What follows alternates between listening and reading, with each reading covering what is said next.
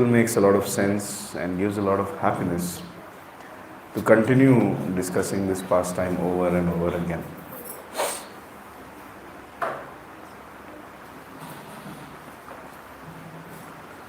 It is a quality of the devotees of Krishna that they are always engaged in discussing the pastimes of Krishna.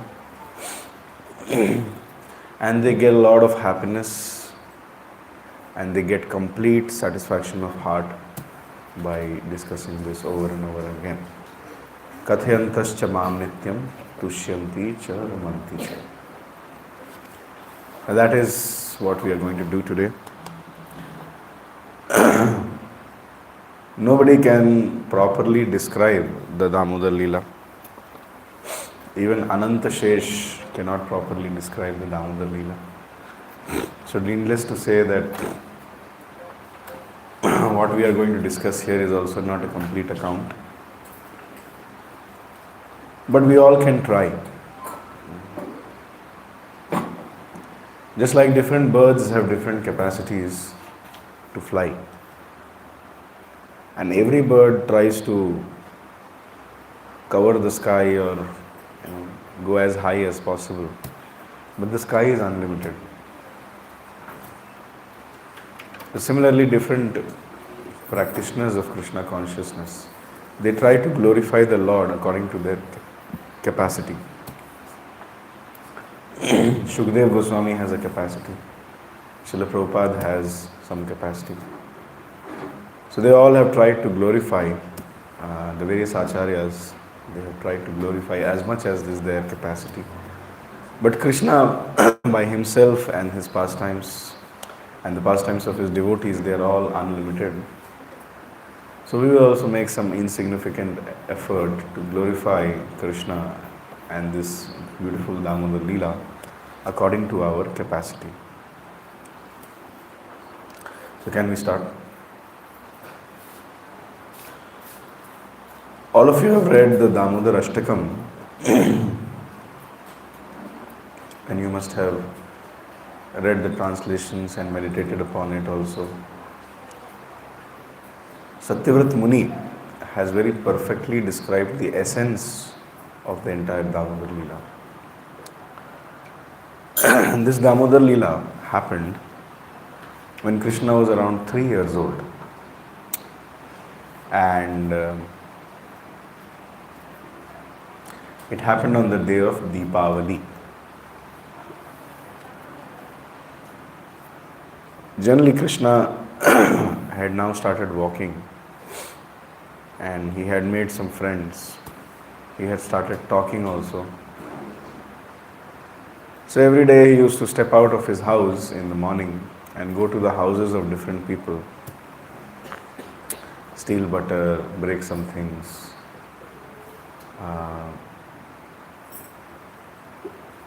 do various activities which was very pleasing to the hearts of the residents of Gokula.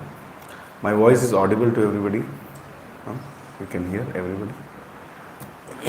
If you need to increase the mic, you let me know. Should we increase? Okay.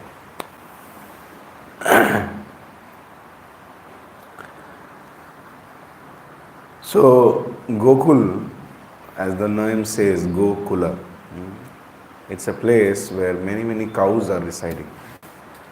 It is mentioned that Nand Maharaj had around 9 lakh cows.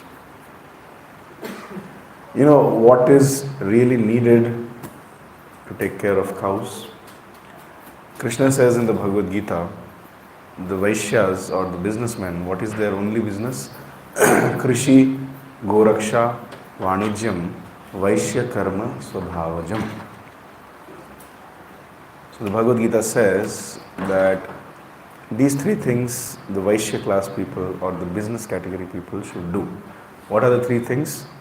Krishi, Goraksha, what is Vanijya? Commerce, business basically. So everything starts with Krishi. Whenever you go to any Goshala or a place where many cows are there, some cows are there, you will immediately see a board, feed the cow, donate for Gochara, and then adopt a cow. Why do they put like that? Because generally these days it is seen that those people who are cow caretakers, they are not farmers as well. Earlier people were krishi, they were farmers also, and they used to keep some cows also. Now 50% of the children of a cow are the male cows or the bulls. So because they were engaged in farming, so they used to take these bulls. The bulls have a lot of strength. They used to take the bulls and they used to do farming. But these days, people don't have enough farms also. Just, little 1,000 or maybe half acre, 1 acre land they have. And even in that, they have purchased various tractors. According to the records of British,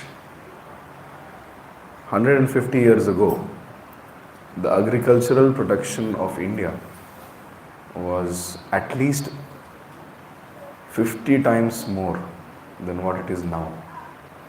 At that time, there were no tractors, there were no hybrid genetically modified seeds, there were no pesticides, fertilizers, scientific methods of farming.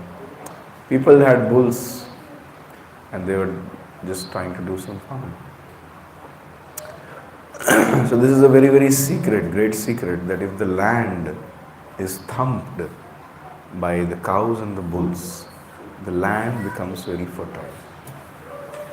One devotee was sharing with me that if there is a land which is not fertile, which has a very low water table, which is absolutely useless, you make the cows roam freely on that land, cows and the bulls, let them thump the land, let them drop the cow dung there. Then within a year's time, that land will become very fertile, water table will come up. So he has such observations. So when people used to do krishi, when they were farmers, they had sufficient land and the cows, and imagine just to feed 5-6 cows, we need donation. Nand Maharaj had 9 lakh cows. But he spent 0 rupees on feeding the cows because the cows used to freely roam in the land and in the farms. Not each land will be used for farming in every season. So they used to allow the grass to grow. So someday one pasture, another day one pasture. In a very scientific way, Nand Maharaj, the cowherd community and Krishna used to do cow grazing or gocharan. So the expenditure for feeding the cows was 0. Then cows do not become a burden. So the bulls which are coming, they go in the field. The cows, they graze in the open land. So first, to take care of the cows, one needs to do krishi. Without being farmers, you cannot become cow caretakers. It's not possible. So krishi, otherwise without krishi, if you become a cow caretaker, as soon as the bulls are born, immediately they'll be sent to slaughterhouse. Because bulls you cannot get milk from, and you are not a farmer, and you have some 5-6 tractors. So what to do with the bulls? Send them to those people who will cut and eat. That's what is happening, we see everywhere. So first krishi, then go raksha. And after that, whatever, not everything will grow in every place. So, people used to exchange some goods. Suppose you are able to grow dal here, but not rice or not wheat. So you will go and exchange it with those people of those areas, some kind of business. These are the 3, pillars of economy. Any economy which is thriving in krishi, goraksha and vanijya. First krishi, then goraksha, and then e-commerce, not e-commerce, commerce. Then only the economy is stable. So Nand Maharaj had 9 lakh cows. And in this way, very expertly by doing krishi, goraksha and vanijya, he was able to maintain them. So on the day before Deepavali, all these gopis, they have got together and they are discussing that Krishna has become very naughty. He is coming to my house daily and he is eating the yogurt. And the other gopi is telling, oh, he's coming to my house also. And he's not just eating yogurt, he's breaking the pot also. And another gopi says, oh, in my house he comes and he breaks the pot, eats the yogurt, and then plays with my kids also, pinches my kids also. So the gopis are telling we are getting unlimited bliss by seeing these pastimes. Mother Yashoda is deprived of all this happiness because these wonderful pastimes our dear Krishna is doing in our houses and not in Yashoda's house. We are so fortunate that Krishna comes. Another gopi says, you know what? The day when Krishna doesn't come to my house, the cows, they don't give milk also. So let's go together and inform these pastimes of Krishna to Mother Yashoda. That was the statement.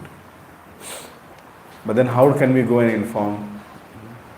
So the gopis thought that let's go and tell this in the form of complaints.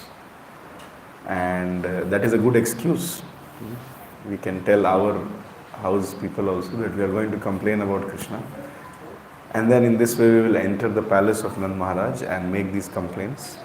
And hearing those complaints, Mother Yashoda will feel happy also, and we will get darshan of Krishna also. This was their plan. They had never any intention to make Krishna get some beatings from Mother Yashoda, or they always wanted Krishna to be happy.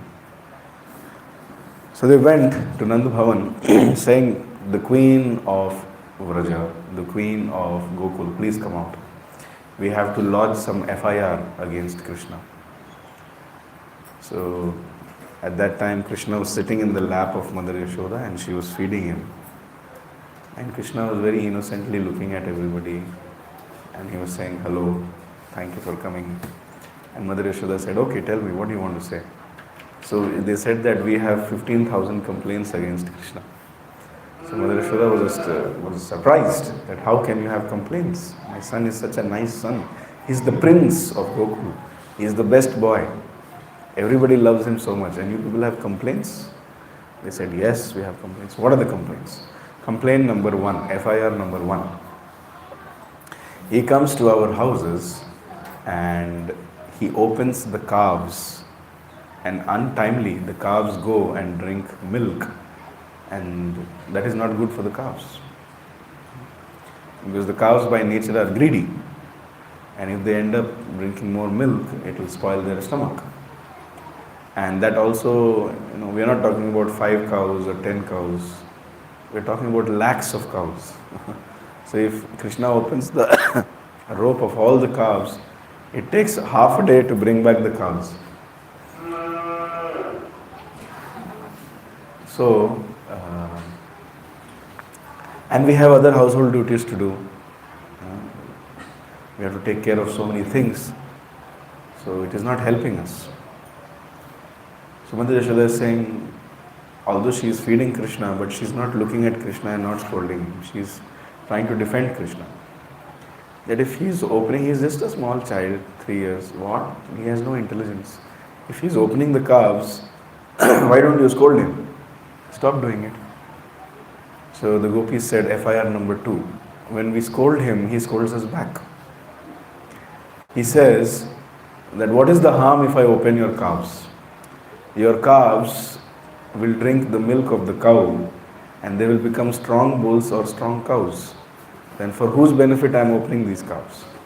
It is for your benefit only. Like this, Krishna scolds us back. So what can we do? We cannot argue with him. And then another gopi said, FIR number 3.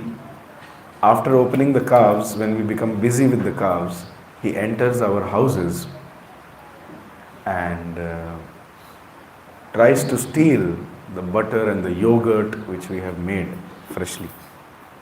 We make this butter and yogurt for our family members, for the offering to the various deities, demigods. This butter is not meant for Krishna. But Krishna comes and steals it and eats it. Acharya is right, in the heart the gopis are saying, we make this butter for Krishna only. And daily we pray that Krishna should come and steal. But externally they are saying something else. So Mother Yashoda is telling, okay, and why don't you hide this butter and yogurt pots somewhere so that Krishna cannot steal it?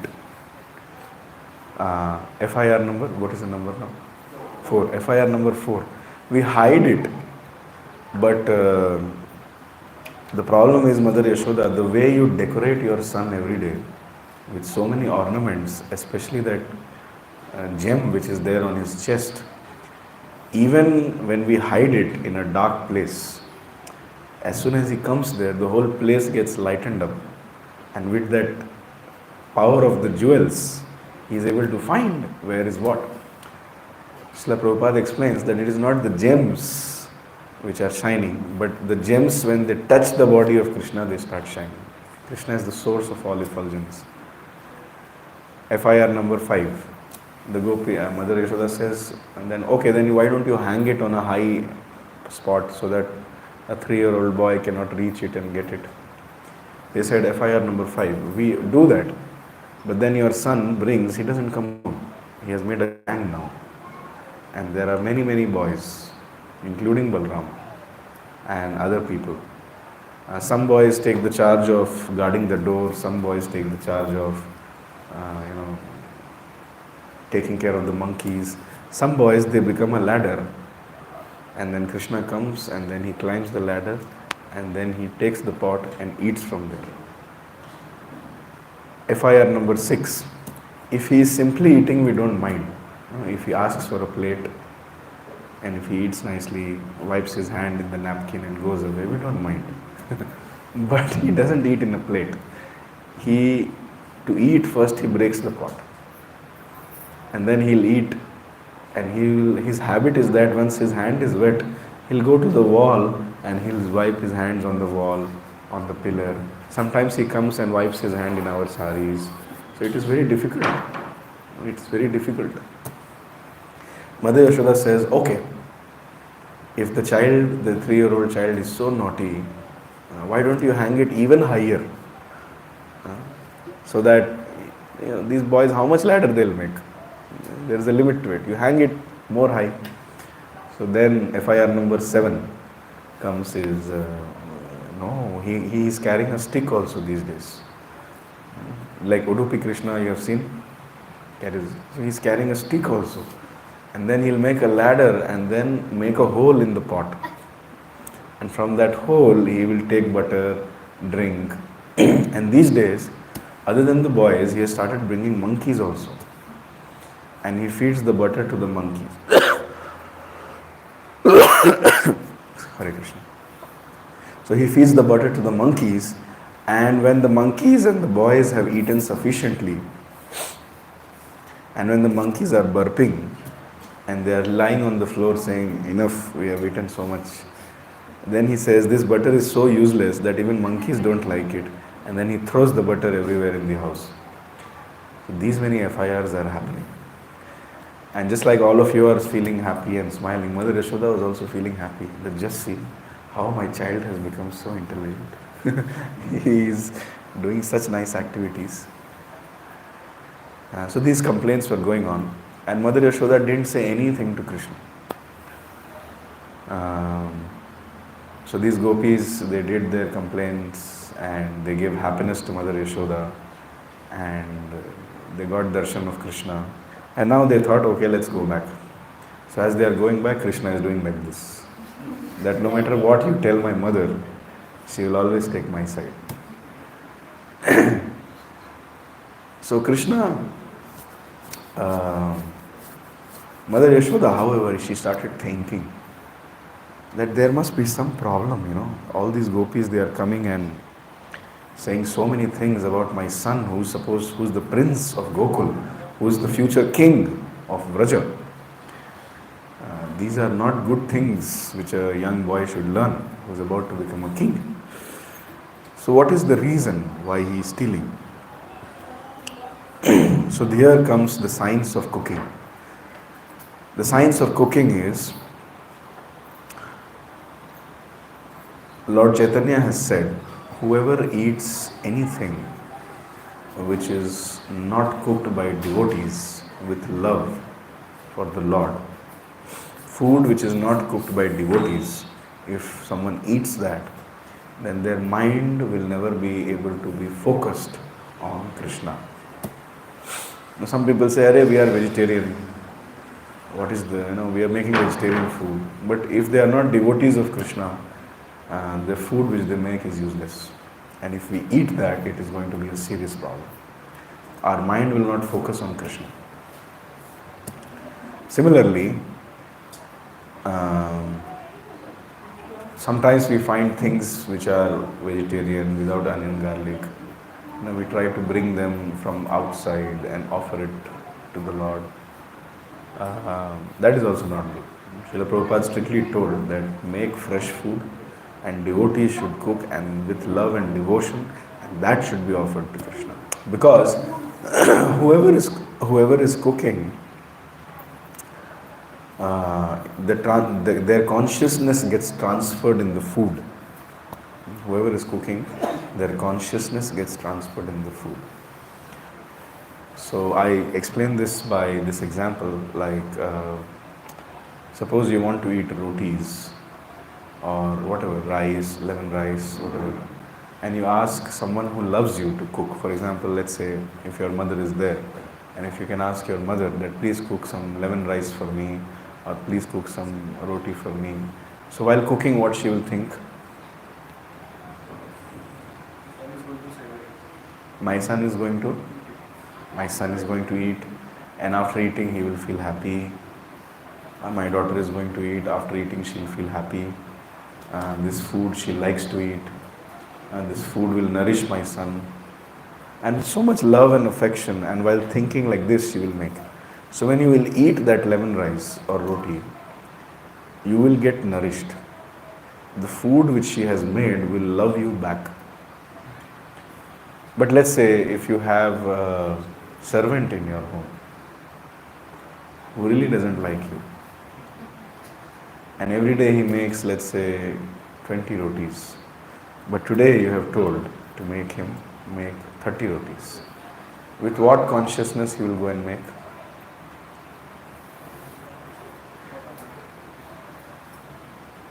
This useless owner of mine, burden on earth, never helps me, never gives me any hike, makes me do all the household work for which I did not sign up. Every day only 20 rotis he needs. Today, just see, this piece of meat wants to eat 30 rotis. I don't know which hell he will go to. Like that he's thinking and making the dough. And with that consciousness he's like, he will eat so much, may he die, may he go to hell. Never gives me money. Diwali went away, gave me only 1,000 rupees. Shame on him. Wants 10 more rotis. Which servant in the world will make him? So with this consciousness, if the servant is making that roti, and if you eat that, what will happen to you? You will fall sick. The negative consciousness of the servant will enter you and it will spoil you. This is a very, very great science. We should be very careful what we eat and where we eat. That's why we openly recommend in our temples and classes that do not eat in restaurants. You don't know who is cooking for you. You may be very proud that, oh, I'm eating a vegan dish, or I'm eating a Jain meal, or I'm eating some vegetarian food, sattvic food, but you don't know who is cooking for you and with what consciousness they have cooked for you. Suppose the person who is cooking has a habit of stealing, and if you eat the food which is cooked by a thief, then after some time you will also get ideas of stealing.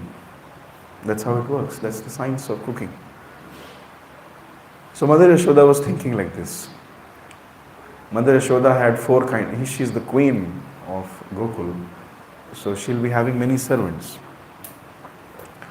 Sripad Vallabhacharya comments that Mother Yashoda had 4 kinds of servants. Category number 1, those servants who would take care of the farms. Category number 2, those servants who would take care of the household affairs. Category number 3, those servants who would take care of the cows. And category number 4, a group of servants just to help her in taking care of Krishna and the kitchen. These 4 categories of servants she had. So she was thinking that all my other servants are busy. Some are in the farm, some are in the cow pastures, some are busy in the house. And the servants who I have in the kitchen, they have no love for Krishna. Daily they are burning the milk. So how can they cook for Krishna? Probably these other gopis, my neighbors, they have love for Krishna, and with that love they are cooking themselves. So because Krishna wants to eat that love-filled yogurt or butter, so that's why he is going to their house. My useless servants, they cannot cook. So from today, whatever Krishna will eat or whatever he will drink will be personally cooked by me. This is the decision she made. So this is the background of Damodara Lila. So next day is Deepavali. Mother Yashoda got up 3:30 a.m. in the morning and she had bath, changed her clothes. She put bangles and freshly made malati flowers in her hair. One devotee was sharing that this is very nice. Mother Yashoda is setting a nice example. Generally these days the cooks or the ladies or whoever cooks, they get up and they enter the kitchen in the night dress only. Sometimes they enter in dresses which are very, very dirty. And they will cook tea and they'll bring back the tea and they have bed tea. So this is not the culture, especially if you have deities in your house or if you have Krishna as the center of your house. Cooking is a very, very sacred activity. If you go to Jagannath Puri, you will see the cooks. They go and dip. Which kunda? There is a kunda which is specially meant for having bath for only the cooks. And after that they don't touch anything. In the dripping condition only, they come and they start the cooking. That much level of cleanliness they follow. And if somebody has done some mistake, if somebody has entered without having bath, or if somebody while cooking has contemplated on the beautiful taste of that which is being cooked, or if somebody has touched something inauspicious or done some mistake, maybe whatever vegetable they are cutting, their leg has touched or some mistake has happened, then the Pujari, when he is offering to Jagannath, he comes to know. And then all the 56 items are rejected. They are thrown away. That is how you cook for Krishna. And Mother Yashoda is setting an example. Otherwise in the Bhagavatam, we can go verse by verse.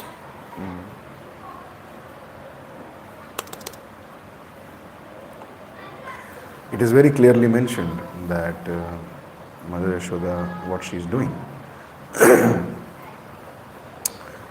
One day, when Mother Yashoda saw that all her maid servants were engaged in other household affairs, she personally began to churn the yogurt. While churning, she remembered the childish activities of Krishna, and in her own way she composed songs and enjoyed singing to herself about all those activities. So Mother Yashoda's love for Krishna was so condensed that she could not bear even a minute of separation from Krishna. So to mitigate that pain of separation, she used to note down the activities of Krishna, go to the nearby brahmanas or poets and ask them to create some poetry out of it. And she used to sing that poetry, that song, and in that way she used to be always remembering Krishna and never forgetting Krishna. So she was singing the songs about Krishna and she was churning the butter. The queen of Raja, 4 a.m. in the morning on the day of Deepavali, she herself is churning the butter.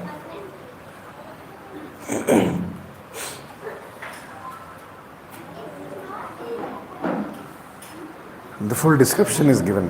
How Mother Yashoda was wearing a saffron yellow sari with so much jewelry and a belt which tied her waist and multi flowers, how her eyebrows were, how her face was, how the flowers were falling from her hair. All that description is written. So anybody who wants to love Krishna in the Vatsalya Rasa, in the mood of a parent, should follow in the footsteps of Mother Yashoda and meditate on Mother Yashoda. That's the secret to develop Vatsalya Rasa for Krishna.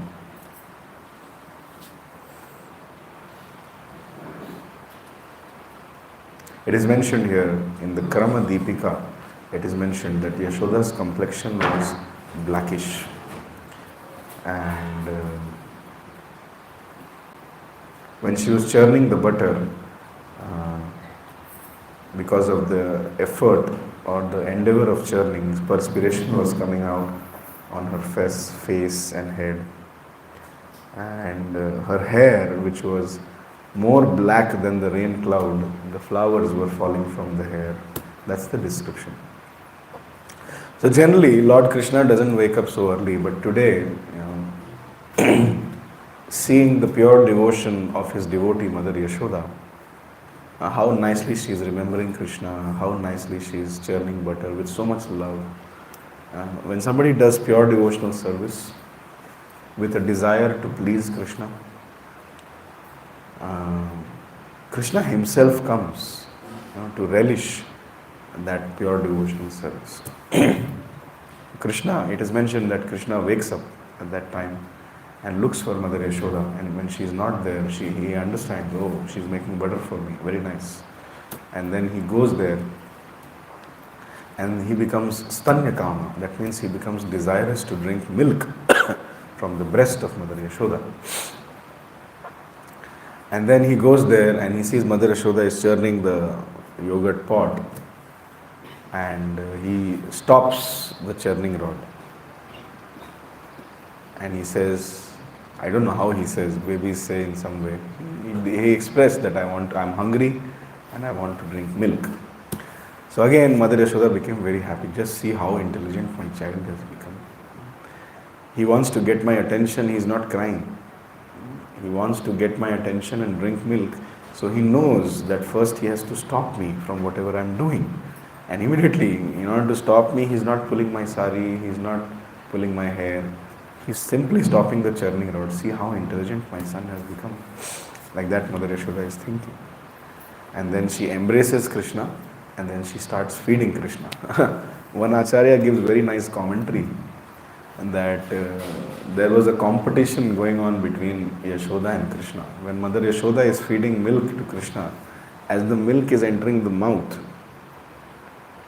at that time Krishna is drinking and smiling. When Krishna is smiling, Mother Yashoda is seeing and becoming happy, and more milk is coming out. When more milk is coming out, Krishna is smiling more. And when Krishna is smiling more, then seeing the happiness of Krishna, even more milk is coming out. When even more milk is coming out and Krishna is smiling more, then he smiles even more. Then even more milk comes out. And then Krishna smiles even more.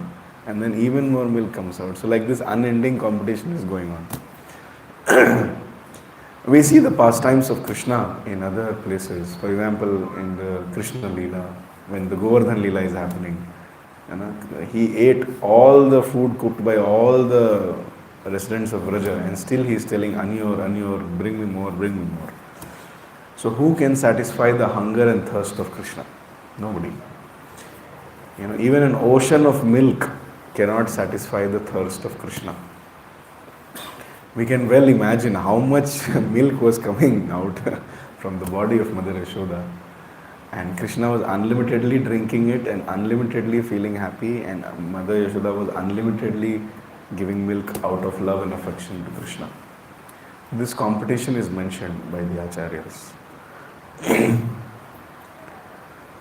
Now, as she is feeding the milk to Krishna, she immediately remembers that she had kept another milk to boil on the hot stove in the kitchen. Now the milk which Krishna drinks is not ordinary milk. Suppose if somebody has 10,000 horses, and if we give a description that get me a horse which is fully white, and one ear of the horse should be white, and one ear of the horse should be black. What is the probability of getting a white horse who has one ear black? What is the probability? In the Bhagavatam, we come across a situation where this kind of condition was given by a father to his future son-in-law because he wanted to marry his daughters.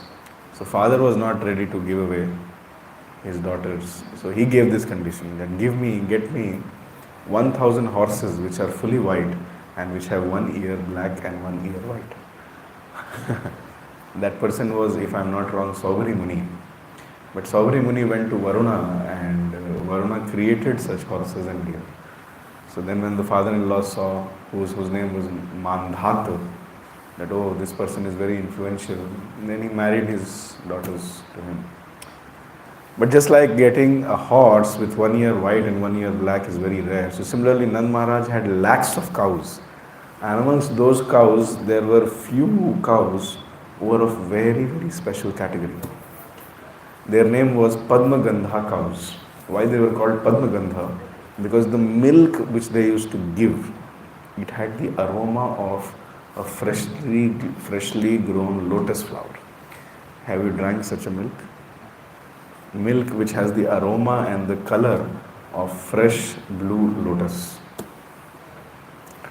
You can only imagine mixing blueberry powder and aroma and all you can do, but that's not what Krishna used to drink. These cows, they were special cows. They used to not eat whatever is given. They used to eat grass which is having fragrance coming from a special hill known as Govardhan. So Krishna, out of lakhs of cows, there were some special cows, Padma Gandha cows. And Krishna used to eat, he was the prince. So he used to eat foodstuff, milk products made out of Padma Gandha cow's milk only. So Mother Yashoda had put some Padma Gandha milk to boil. So when she saw that the milk was boiling, although Krishna was drinking the milk, she put him down and she ran in the kitchen to save the milk. Now wherever Krishna is there, that place is the spiritual world. And in spiritual world, everything and everyone has consciousness. Even the stone in the spiritual world has consciousness. Even the trees, you will read in Krishna book, that when Krishna walks in Vrindavan, the trees, they bend down and they offer their flowers to Krishna. Sometimes the trees who are not able to reach Krishna, they drop their flowers in Yamuna, and Yamuna's water take it to Krishna. The mountains, they are trying to serve Krishna. The birds, they are trying to serve Krishna. So everything and everyone has consciousness. So this milk is thinking that I am a Padma Gandha milk, and I was told that today Krishna will drink me. But look at Krishna. From last half an hour he is drinking milk from his mother. I don't think he will drink me. After this he will go out to play. And who will drink me? I will not be used in Krishna's service. So what is the point of my existence? Let me just burn in the fire of separation from Krishna. So let me just overflow the pot and burn myself.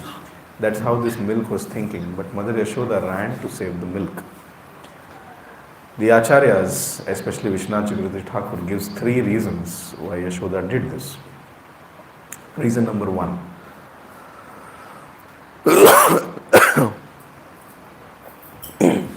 Reason number 1. Krishna inspired Mother Yashoda to do this. It is said in the Bhagavad Gita, Tesham satata yukta nam bhajatam priti purvakam dadami buddhi yogam tam yena mam upayamti.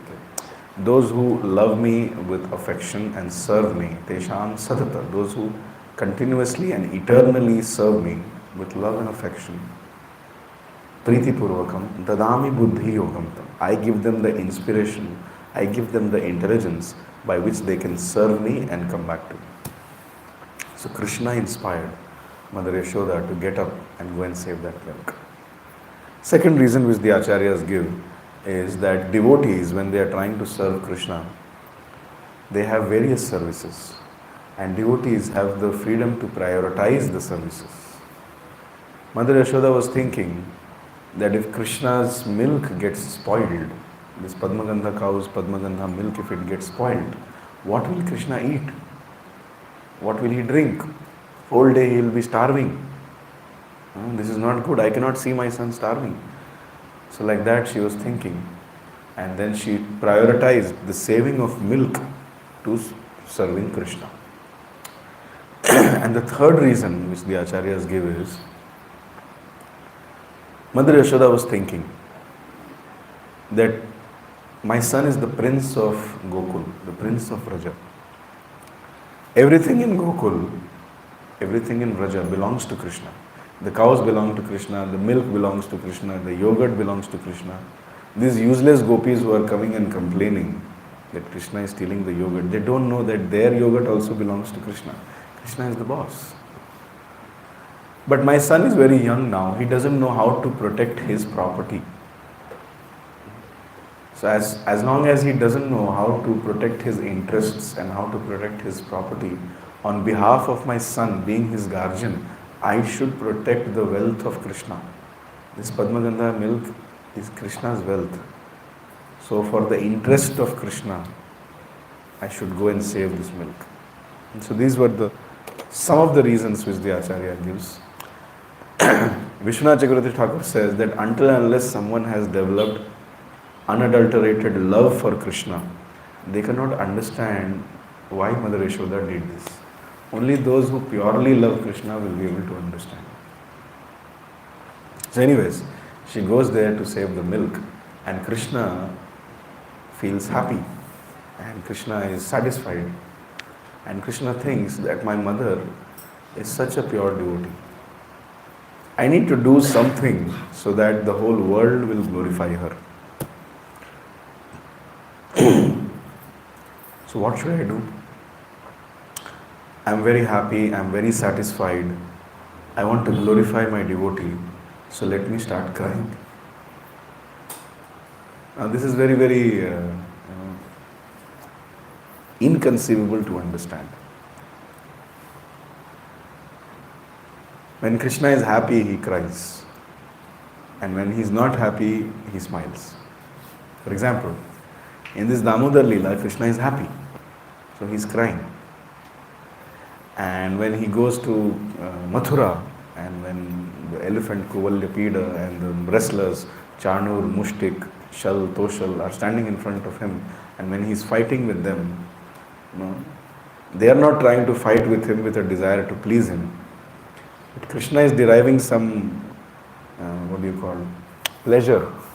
Specific pleasure is Viri Rasa. Krishna is deriving some Viri Rasa out of it. But these wrestlers, they are thinking Krishna is my enemy. So are they doing devotional service? No.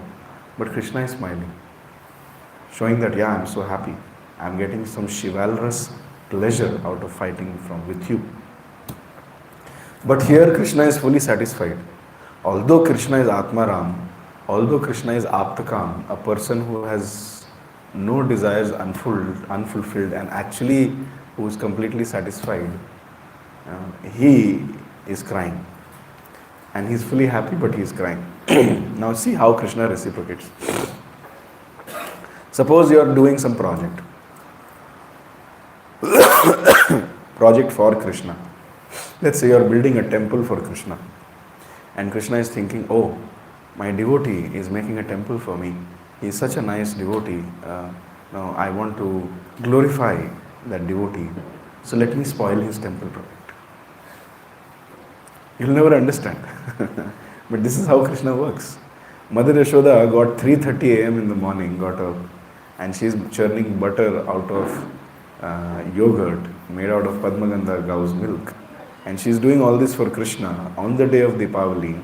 with so much love and affection for him, with a desire to serve him. And how Krishna reciprocates? Break the pot. So it's very difficult to understand what God is doing.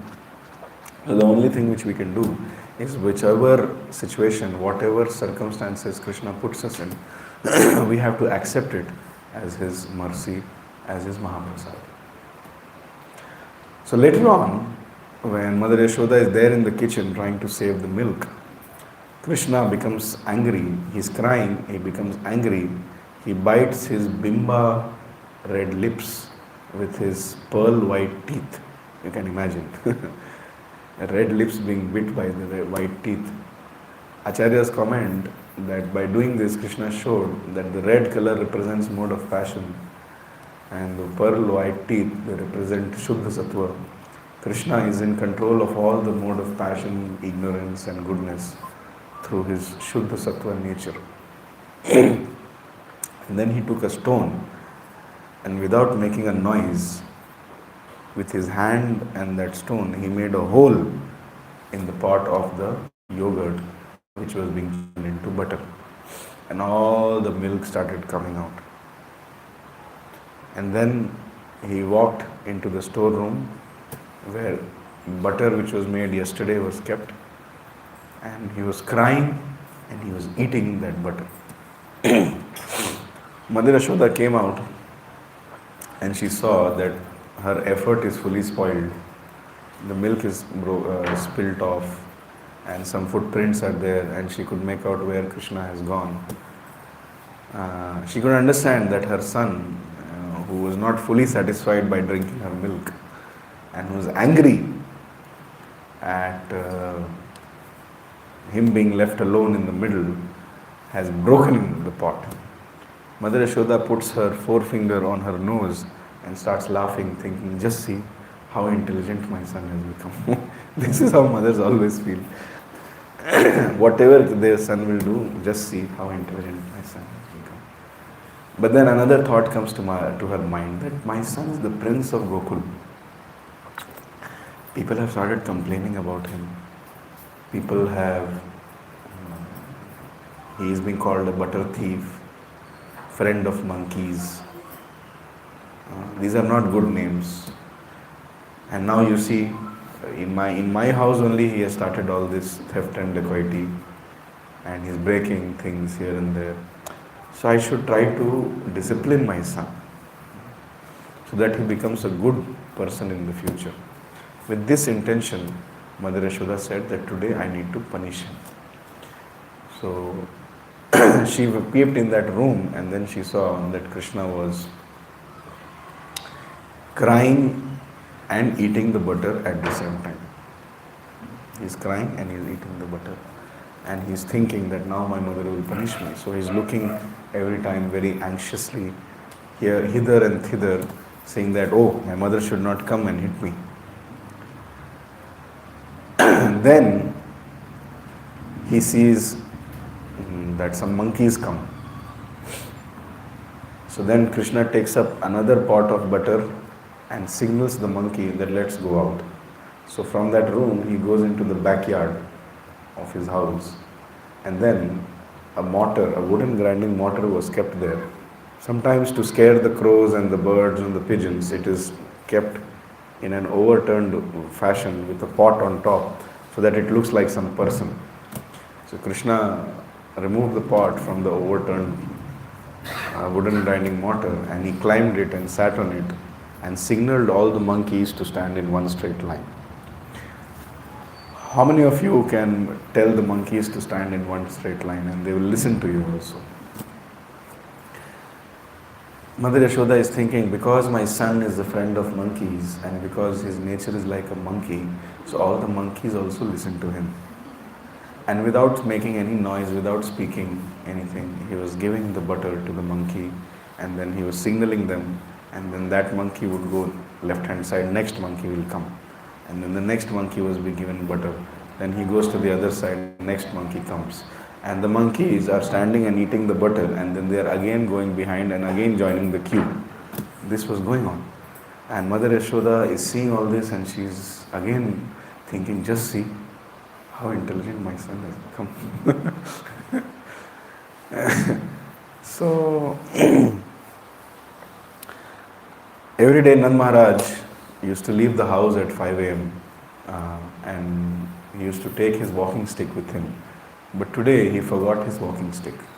So as Mother Yashoda was going towards the backyard, she saw that Nand Maharaj's walking stick is here, which was studded with gold, diamond and various other jewels. So she picked up that stick. And that stick is also having divine consciousness. The stick is thinking, my dear Lord, please forgive me. It is not my fault. I was not supposed to be a part of this Lila also. I was supposed to be out with Nand Maharaj. But somehow he forgot to take me today. And now I am being made an instrument to beat you. It's not my fault. It's your father's fault. Please forgive. Like that the stick is thinking. So Krishna is sitting on the wooden mortar in a swastik position. Do you know what's a swastik position? It's a method of sitting. I cannot show here. Neither I can do properly. But it's not, I'm right now sitting in a Padmasana position. But when you join both the knees so that the right leg goes towards the back and the left leg also goes towards the back. This kind of, that is called swastik position. Mother Yashoda is very surprised to see a 3-year-old child sitting in swastik position. Who taught him all this yoga?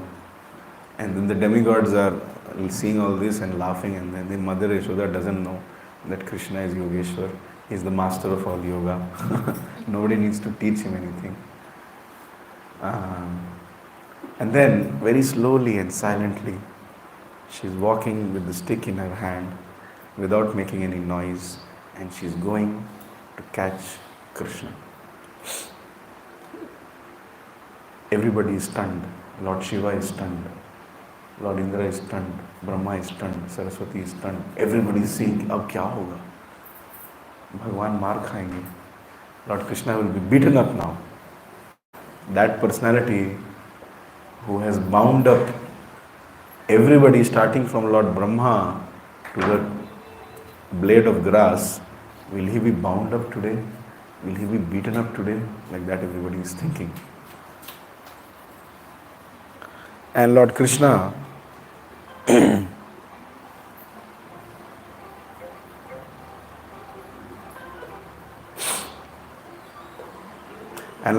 is busy feeding the monkeys. As soon as Mother Yashoda comes near, one of the monkeys signals him by making his eyes big. And in the eyes, Krishna saw his mother coming. So immediately, whatever pot he had taken, he threw and broke it off. And then jumped from the water. And Mother Yashoda was thinking, my child's feet should not be hurt. And then he ran out, thinking that I'll go out and outside many people will be there and my mother will not beat me in public. How many of you have tried this? If you are getting beating, you go in public. Because in public, parents will feel ashamed, no? How can I beat my child in public? And to beat my child, I have to show him a cake and take him inside. I did this many times. But then my mother got fed up of me and started beating me in public also. But outside, every day, 500,000 people would be there every morning outside Nand Bhavan, waiting to take darshan. When Mother Yashoda would decorate Krishna very nicely for 3 hours, and after that when she will bring him out. So the aspect, it is mentioned in, I think, one of the books, if I'm not wrong, it's Gopal Champu, where the whole process of taking up Krishna to having bath, to having been decorated and dressed and bringing out is like some 9-10 chapters. And not that it is very technical, but it is so beautiful. How Mother Yashoda, every day the Acharyas say that Mother Yashoda used to wake up Krishna in a different way every day. No mother can do this. Only Mother Yashoda can do this. And every day Lord Krishna would wake up to a different kind of request a different kind of love from Mother Yashoda, and then she will make him have bath, and how the gopis who have come to assist, they have made few things from their house, and how while having bath only they are feeding Krishna, and how Krishna is being decorated, and Krishna is telling, remove this, I don't like, put the new, or change this design or something like that. And then after 3 hours, when Krishna is taken out, some every day 1,000, 2,000 people are waiting to see Krishna. So Krishna thought, see, people will be there waiting outside. And I'll go, and then they will, love me, they will, feed me, and then my mother cannot beat me. But Krishna did not realize that today was Deepavali, and everybody was busy cleaning their house. So nobody had come. So when he ran out, he is saying, nobody is there. What is this? People don't love me anymore. My mother is also not loving me. She is beating me with a stick. She is chasing me. These monkeys who are my friends, they have also not helped me. Like that. These are the emotions. Acharyas explain that although Krishna is the Supreme Personality of Godhead, he is above past, present and future. He is above cause and effect. He is the master of time, and various references they give. But here, in order to glorify the position of Mother Yashoda as a devotee, and in order to glorify her love, he completely assumed the role of a human child. And when he was crying, he was actually crying. They were not false tears. Queen Kunti, in her prayers, is talking about this incident. She is telling, my dear Lord Krishna, fear personified is afraid of you. But I hear that in Gokul, when your mother was chasing you with a stick in her hand, you were afraid of your mother. And then we have that verse, Ruduntam Muhornetram, Yugmam Mrijantam, Karam Bhoja Yugmena Satanka Netram. Krishna is afraid. The word used is Atank.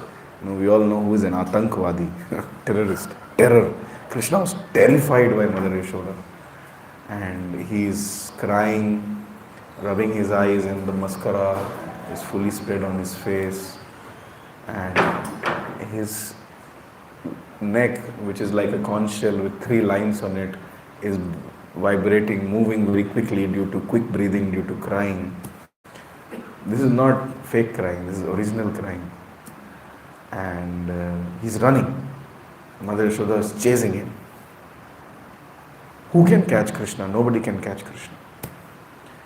Even Brahma, the Acharyas give this reasoning that Brahma, Shiva and Mother Lakshmi cannot catch him. I'll read that verse.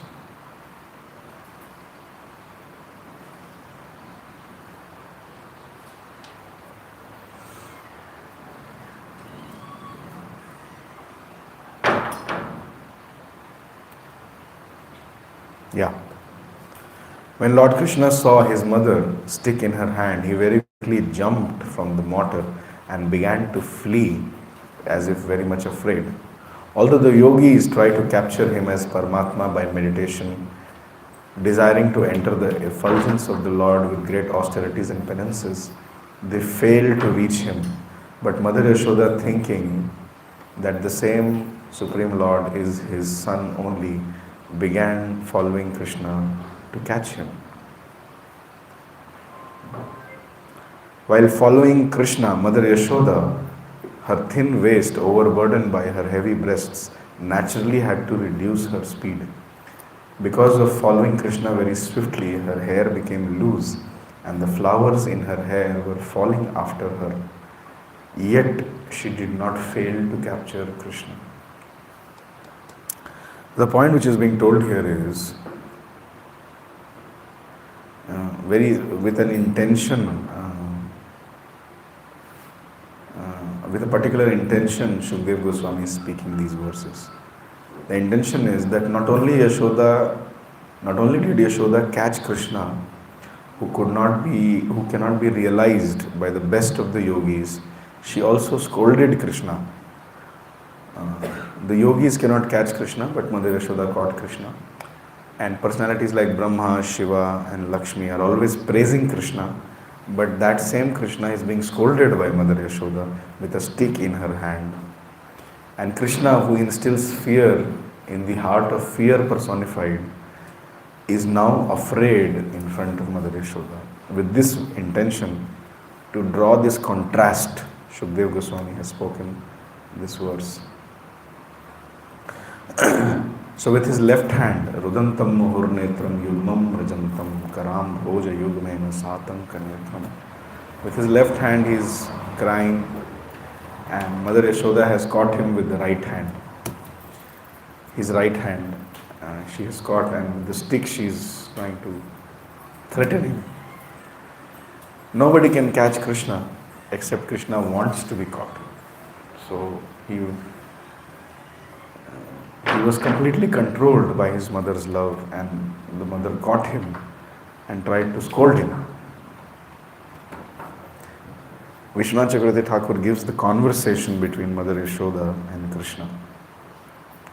Mother Yashoda held Krishna's right hand and threatened him with a stick. Yashoda mildly chastised Krishna. You have such a restless nature, O friend of the monkeys, the pot breaker.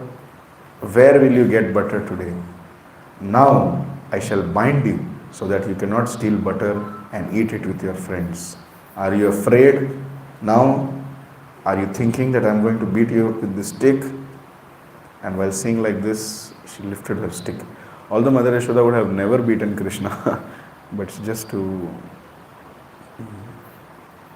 instill some fear and discipline. Krishna is pleading, don't beat me. Yashoda, if you don't like to get beaten, why did you break the yogurt pot today? Krishna is saying, I won't do that again anymore. But first you throw the stick away. Mother Yashoda was a little bit worried now. Why my son is speaking like this? Am I making him feel afraid? I should not do this. And she's continuing to scold him that you are a friend of monkeys. And Krishna is telling that. Now Krishna is also angry. He's telling, this monkey nature I have got from my mother's side only. Maybe it's a problem in your family. Okay, is that so? Then why don't you go and stay with the monkeys? So yes, I will do that. No, I will go away from here. I will stay in the forest, and whole day I will be with monkeys. Even when you call for lunch, I will not come. Even when you call for dinner, I will not come. Even when my father comes, I will not come. So now Mother Yashoda became so afraid that my son is going to leave me and go to the forest. How will I survive without him? So to prevent my son from going away to the forest, there is only one thing which I can do.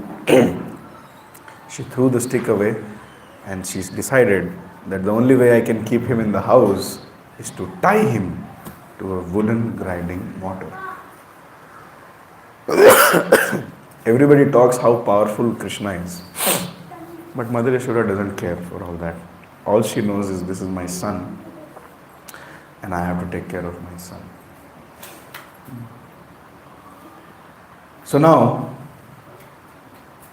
this is a glorification which Shukdev Goswami gives. Please listen. Krishna has no beginning, no end, no exterior, no interior, no front, no rear. He is all pervading.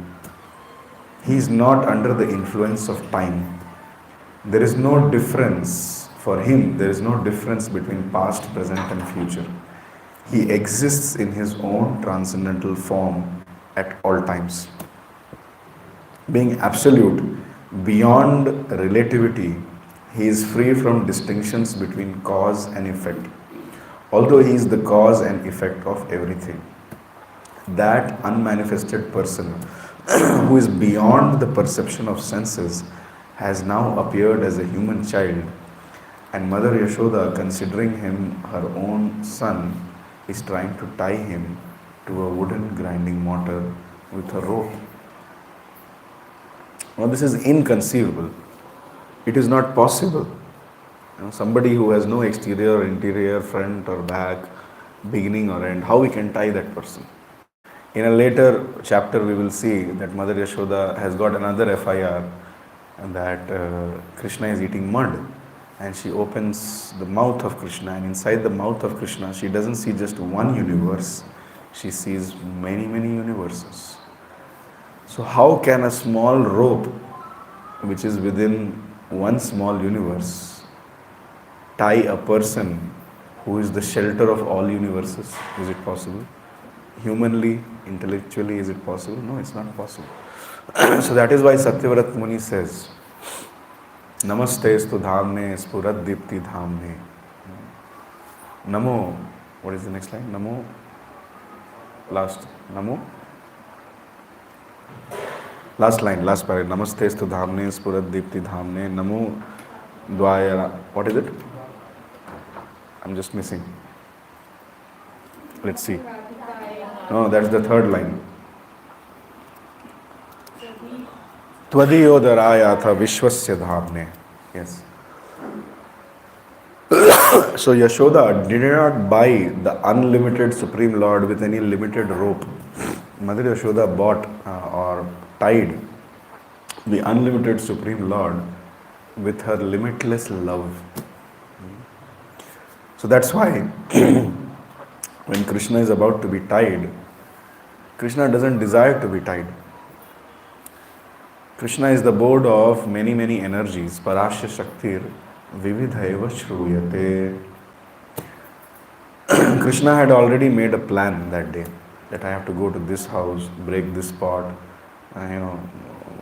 do this mischief, pinch the babies of this gopi, like that.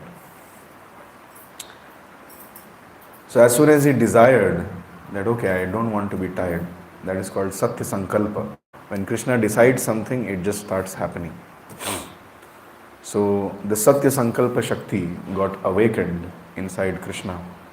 And that Shakti summoned another Shakti called Vibhuti Shakti, which is responsible for showing the opulences of Krishna.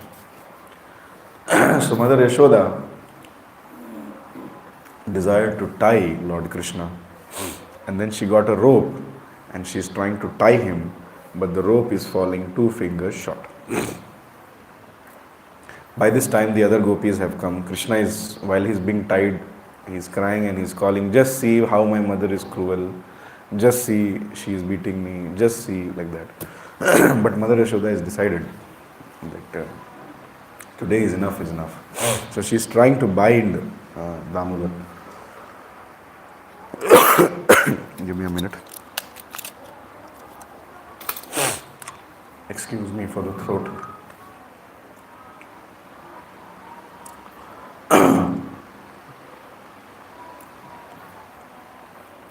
Then she picked up another rope which was kept nearby. And she joined both the ropes. And then again she tried to tie the belly of Krishna.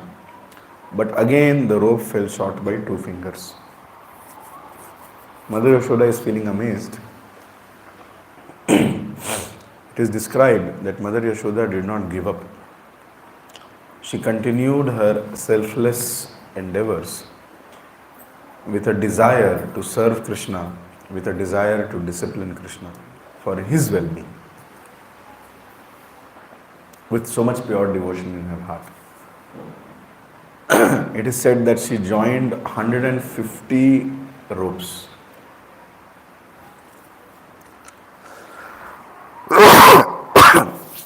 Assuming each rope is 1 hand length or maybe 1 meter, we can imagine how long that rope would have been. And how big will be the belly or the waist of a 3-year-old child? How big will it be? So Mother Yashoda was amazed and the other gopis were laughing. And all the other friends of Krishna who had come by now, they were rolling on the floor laughing. You can imagine some gopas there, they are like, yeah, Mother Yashoda is useless. And Krishna is like, yes, yes, I am the boss. And other gopis are laughing and Mother Yashoda is sweating and 3-4 hours have passed and she's going to tie and tie and tie. But 2 things are happening. She was amazed because of 2 things. Number 1, all the ropes which are there in my house joined together, and all the ropes from the house of the other gopis joined together, they are not able to tie the belly or the waist of my son, and the waist of my son is as big as my wrist only. Very amazing. See, Krishna, when he comes as Vamandev, in order to capture the whole universe, he increases his size. When the size increases, we are able to understand. But here the size of Krishna is also not increasing. It's the same 3-year-old Krishna with a belly, waist which is as big as the fist of Mother Yashoda. Size is also not increasing, and so many ropes joined together, still not able to bind. This is one thing which is very strange. This is beyond human intelligence. And the other thing which was happening, which was very strange, was no matter how much rope you join, it was only and exactly falling short by 2 fingers. But Mother Yashoda did not give up. Other gopis were telling that if after so much endeavor also, if Krishna is not getting bound, and that means he is not supposed to be bound, so you just let him go. But Mother Yashoda says, no, I want to find out how big is the waist of my son. And then she continued and continued. Almost late afternoon came. Some of the friends of Krishna started asking, hey, where is Balram? If Balram would have been here, he could have done something. Mother Rohini, she would have stopped Krishna, Yashoda. Where is Balram? So one of the friends of Krishna said that, see, this is all Krishna's plan. Yesterday night, I heard Krishna telling Balram that tomorrow you go to Upananda's house. They are making something special.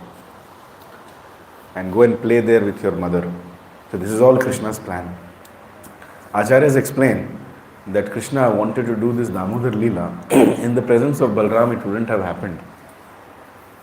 Because Balram would have come in between. And Mother Rohini wouldn't have allowed Mother Yashoda to chase Krishna like that and beat and tie him up and scold him and do all those things. So in order to do such pastimes, Krishna used to send Balram and Rohini away. Just like on the day of Kaliya Lila. Kaliya Lila happened on the Balram Purnima, on the birthday of Balram. And Krishna knew that Balram is Anantashesh, the godfather of all snakes. So if Balram comes near Kaliya, then Kaliya will surrender to Balram. And then that Kaliya Lila will not happen. So on that day also, you will see the whole Kaliya Lila, Balram is missing. Similarly, whenever Krishna wants to do some special mischief, he sends Balram away. So today also Balram was not in the picture. And the boys are thinking, full day is wasted. We did not steal anything. We did not break anything. We didn't go to anybody's house. What a useless day. This Mother Yashoda is our enemy number 1. We should never listen to her. Like that they are discussing. And Mother Yashoda is listening all this and she is showing the stick to them also. That I'll tie all of you up. And then the boys are running away. After trying for a long time,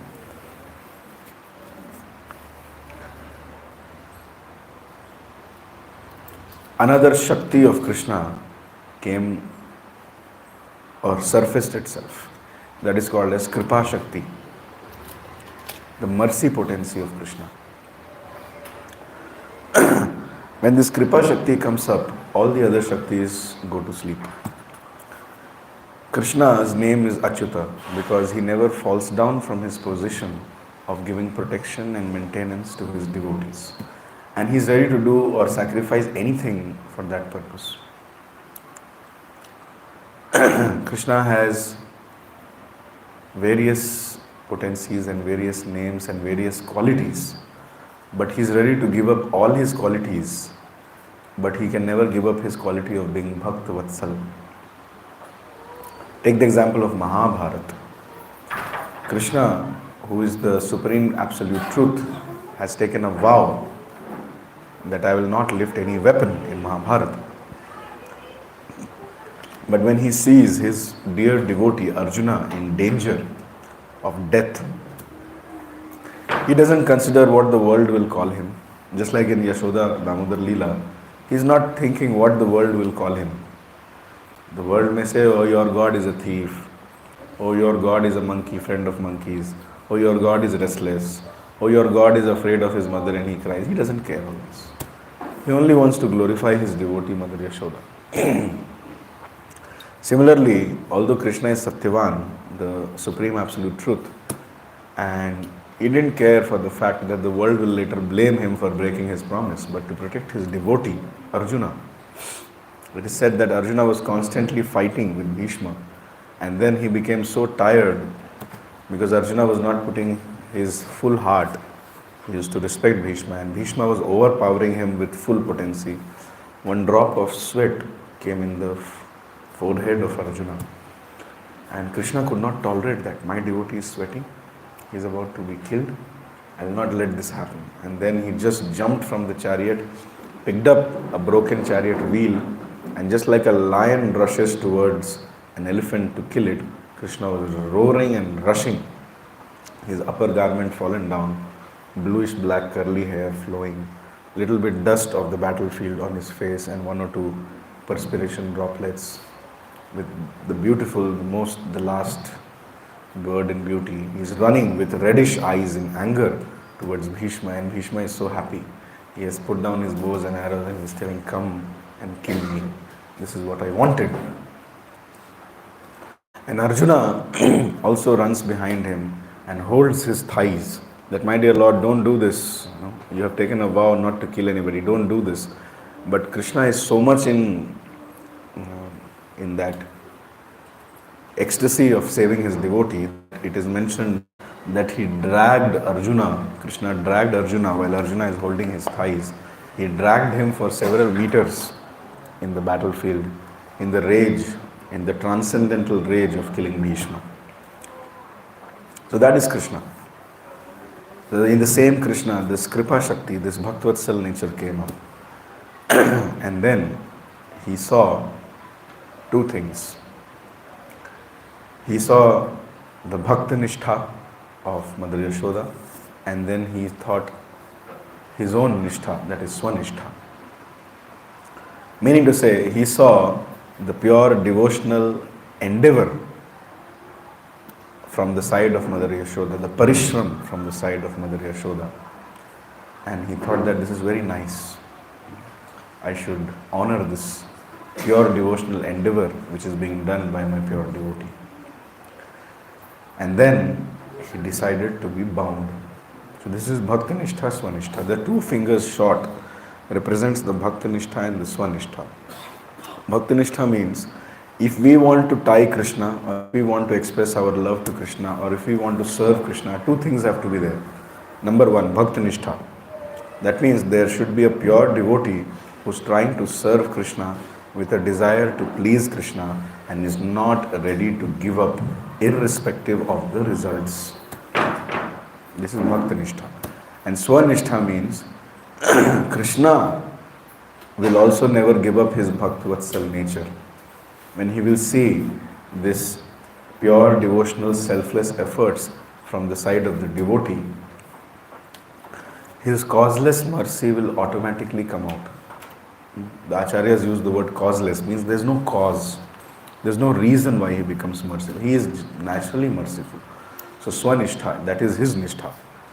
He becomes causelessly merciful and then agrees to become bound by the devotee.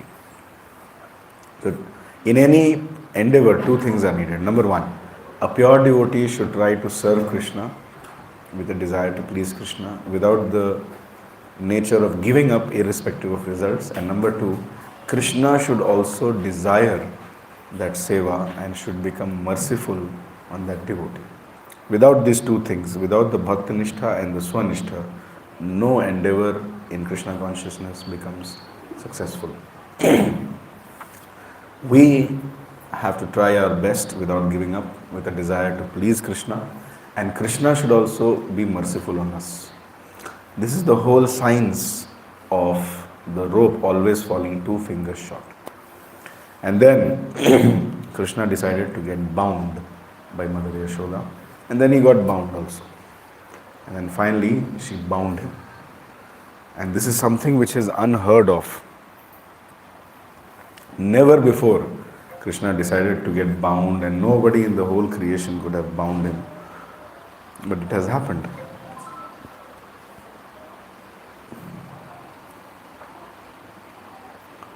The Bhagavatam says,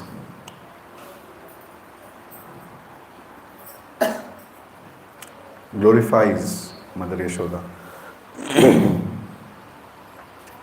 Nenam virinchuna bhavo na shrirapya anga samshraya prasadham le bhire gopi yattat prapa vimuktida.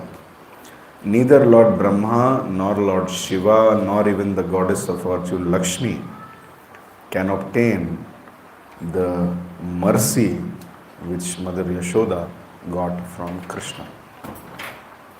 That means to say, indirectly speaking, Mother Yashoda is higher than Lakshmi also, higher than Shiva also, and higher than Brahma also.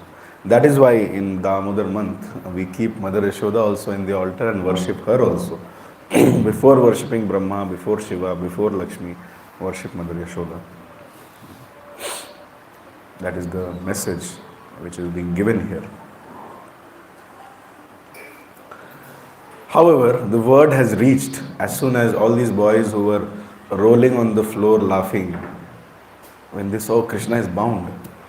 And one of the boys just got up and ran to Upananda's house and told, "Hey, your brother is bound and is being beaten up and is crying and is about to die." You know how people talk. So Balram became fully angry. He said, "Today I will move my eyebrow and burn the whole universe. Who the hell has tied my brother? For few hours I left my house and someone entered my house and tied my brother. They don't know who I am. Let's go. We'll find out." And just like a gangster, comes with so many, so Balram with so many of his friends and monkeys and everybody, he's walking in full rage towards Nand Bhavan. And then as soon as he enters Nand Maharaj's palace, he's like, "Bring that person in front of me. I will just breathe and that person will die." And Balram was fully in anger. And then he goes to Krishna and he said, "Who bound you?" And Krishna is saying, "Mummy has bound. Mother Yashoda has bound." So the scriptures say that Balram, who is the supreme personality of Godhead, he also started crying. From the great Narsimhadev, he became a cat. And then he's crying and saying, "So many times I told you not to steal butter. So many times I told you, if you want to steal also, steal it with some dignity, some etiquette. Don't irritate people so much. In order to stop you from doing so much mischief, daily I was coming with you. Today I didn't come and you got caught," you see. And Krishna is telling what to do. "I'm your younger brother. In the absence of the father, the elder brother is like father. Now I am fully dependent on you. Only you can save me, my dear Balram. Please go and talk to Mother Yashoda." Balram is like fully crying and he said, "I will help you, I will help you." And then slowly with great fear in his heart, he goes to Mother Yashoda, gets some courage in order to serve Krishna, with a desire to serve Krishna. He shows some courage in front of Mother Yashoda and he says, "Mother Yashoda, do you know what you have done today? Do you know who is Krishna? And do you know what great offense you have done by tying him?" Then Mother Yashoda, she's cooking something and she's saying, "Okay, tell me, who is Krishna?" And then he starts reciting Purusha Sukta prayers and Brahma Samhita and all the other verses which Brahma says, Shiva says, Indra says, all those. "You don't know Mother Yashoda. Krishna is God. He is the Supreme Personality of Godhead. He is Vamanadev, he is Narsimhadev, he is Rama, he is this, he is that." And then Mother Yashoda is looking at Balram and saying, "Then who are you? Balram says, I am Balram, I am the first expansion of Krishna, I am the source of all Vishnu Tattvas, I am this, I am the Guru Tattva, I am this, I am that, I am Lakshmana, I am Anantashesha, I am this. And then Mother Yashoda is telling, all these incarnations, they had to take birth in my house only. If you do not leave within 1 minute, I will tie you up also. And then Balram runs away and he sits with Krishna and he's crying. And then he tells Mother Yashoda that I cannot, and then he tells Krishna that I cannot help you. So this is the whole Damodar Lila. So then Krishna decides, Krishna, who is known as the person who cuts the bondage of material existence for everybody, he himself is tied up today. And then he's thinking how to become free from this bondage of love. And Krishna thinks that the only way to get free from this bondage is to do more mischief. So therefore, he started, that is the next segment of Damodar Lila, where he looks at two trees, which are the Arjuna trees, actually sons of Kuvera in previous life, but due to extreme sense gratification and disrespect to Narad Muni, they were cursed to become trees for 100 demigod years. Demigod years or celestial years means 6 months on earth is half a day in the heavenly planets. So 1 year is on earth is 1 day in the heavenly planets. So 365 years, 365 years is 1 year in the heavenly planets. So 100 years means 365 into 36,500 years. So for 36,500 years, they were cursed to become trees. And they exactly were standing in the courtyard of Nand Bhavan. And Narad Muni had blessed, just like the Bhagavatam explains, just like when a mother has made sweet rice for her child, then in order to feed that sweet rice to the child, the mother wakes up the child by pinching the child. The child may not understand. Child may think my mother is my enemy number one. She's so mercilessly pinching me, but she doesn't know. Child doesn't know that mother's intention is to feed sweet rice. So similarly, Narad Muni, although he cursed Nala Kuvera and Manigriv, the two sons of Kuvera, who were enjoying with thousands of other women naked in the abode of Kailash, which is inhabited by Lord Shiva in the Ganges, spoiling the dignity of that place. These sons, they didn't know that Narad Muni is cursing them to become trees.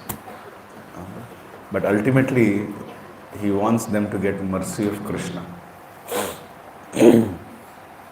So today, Krishna is thinking, although I have got nothing to do with these Nala Kuvera and Manigriv, but because my devotee has become merciful on them, because my devotee told that I will give my darshan to them, although I myself am bound, but I will break the bondage of these trees.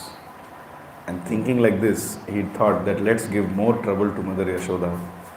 And in that way, he started walking towards the Yamalarjuna trees. And imagine a tree who has lived for thousands of years. The roots of that tree will go how many kilometers down in the ground, we cannot imagine. And here is a wooden grinding mortar, which is light enough to be dragged by a 3-year-old baby. And Krishna has gone in such a way that the wooden grinding mortar gets stuck between the two trees and Krishna just pulls it a little bit. The Bhagavatam describes that these two strong trees, they start vibrating and a thunderous sound comes, and along with their roots, they get uprooted and they fall down. The Acharyas comment here that it is not Krishna who uprooted the trees, but it is the wooden grinding mortar.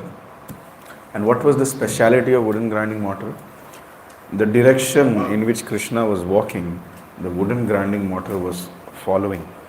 The Acharyas say that if we also follow the instructions of Krishna, then we will also become empowered by Krishna Shakti, and Krishna will use us as his instrument, just like Srila Prabhupada. He was strictly following the instructions of Krishna, his Guru and Krishna.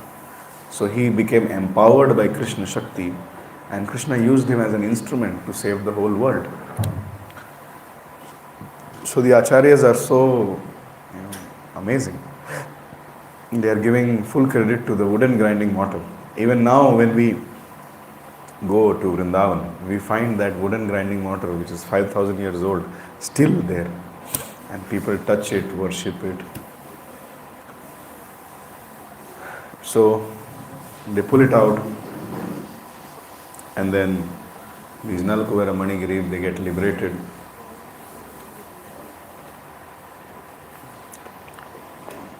They say a very nice prayer, although they say many prayers, but there is one prayer which has caught my attention. So sweet prayer. I'm just opening it.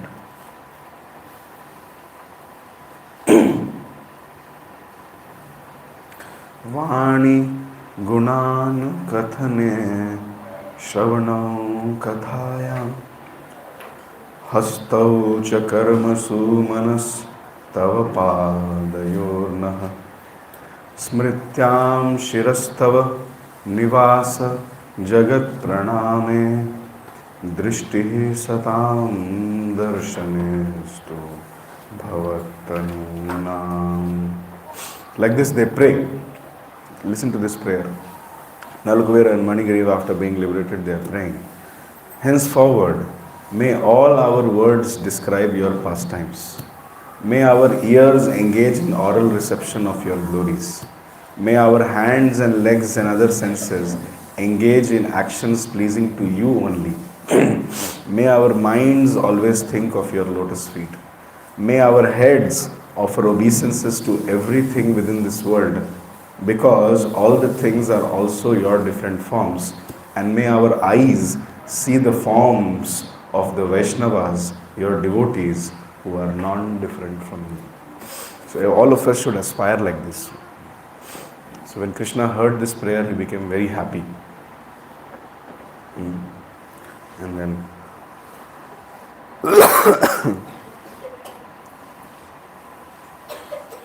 Krishna said, the great saint Narad Muni is very merciful. By his curse, he showed the greatest favor to both of you, who were mad after material opulence and who had thus become blind. Although you fell from the higher planets of Swargaloka and became trees, you were favored by him, and I knew all these incidents from the very beginning. Just like when one is face to face with the sun, there is no darkness inside one's eyes. Similarly, when one is face to face with my devotee, bracket Narad Muni, a sadhu, a devotee who is fully surrendered and determined in my seva, one will no longer be subject to material bondage. Just like you see the sun, there cannot be any darkness. Similarly, when you are in front of the sadhu, there will be no material bondage. O Nalakuvera and Manigriv, now you may both return to your home. Since you desire to be always absorbed in my devotional service, your desire to develop love and affection for me will be fulfilled. And now you will never fall from that platform of loving devotional service for me. In this way, he sends them off.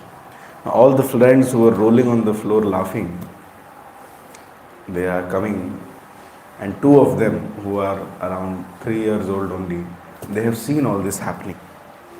They saw the tree got uprooted, that thunderous sound, and then two celestial beings coming out of the tree. circumambulating baby Krishna, and they are offering some prayers, and Krishna is saying something, and then they went away.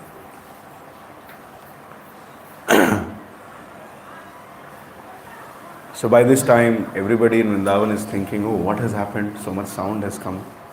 They come and see the baby Krishna playing between two gigantic trees which have fallen down. Everybody is thinking some other demon must have come. Some other serious problem must have happened. Maybe this is not good. We should do something. We should try to protect Krishna. How did this happen? How did this happen? Then these two boys, they went and told that we know how it happened. We know how it happened. We saw Krishna was tied by his mother. Balram and Krishna were talking, and then Balram continued crying, and Krishna came and he stuck the mortar and he pulled the trees. And then two people as bright as the sun came out. They circumambulated him, offered obeisances, spoke and went away. So people were thinking, array, these children, they are simply making stories. We have to find out the real cause of this. How did Nand Maharaj comes then? Like why is my son tied to this wooden grinding mortar? How did this happen? Then the people who are rolling on the floor laughing, they come and said, we will tell. Mother Yashoda, the enemy of Krishna, she has tied him like that. And then Nand Maharaj is like, this is very bad, this should not be done, this is very bad. And then Acharyas say that one lover can bind Krishna and only another lover can open Krishna. So Nand Maharaj opened up the ropes which were tied by Mother Yashoda, and Krishna became free. And of course, the Leelas continue, there is no end. After that, Nand Maharaj goes and tries to counsel Mother Yashoda that you cannot do this, this is not fair, your son is growing up now, you cannot beat him up like this. If you beat him up, then I will beat you next time. So as soon as Krishna heard this from the mouth of Nand Maharaj, to express his dissatisfaction that parents should not fight with each other for whatever cause, he ran away out of the house, and then both Nand Maharaj and Mother Yashoda are looking at each other and thinking, yeah, we should not speak like this. So that is in a sense, the whole 1%, not even 1%, a fraction of the Yashoda Damodara Lila. The whole point or the whole essence of this Leela is that Supreme Lord who is infinite, who is the cause and effect, who is beyond past, present and future, who has no exterior, no interior, no front, no back, who is unlimited, gets tied by the limited rope of love of Mother Yashoda. This is a very strong statement to all the people who are engrossed in bodily consciousness and engrossed in awe and reverence. People like the demigods, Krishna has made a strong statement that by pure devotion I can be controlled, and by pure devotion I wish to be bound by the ropes of love. So with this we conclude today's discussion of Damodar Katha. Thank you very much. Hare Krishna. Hare Krishna.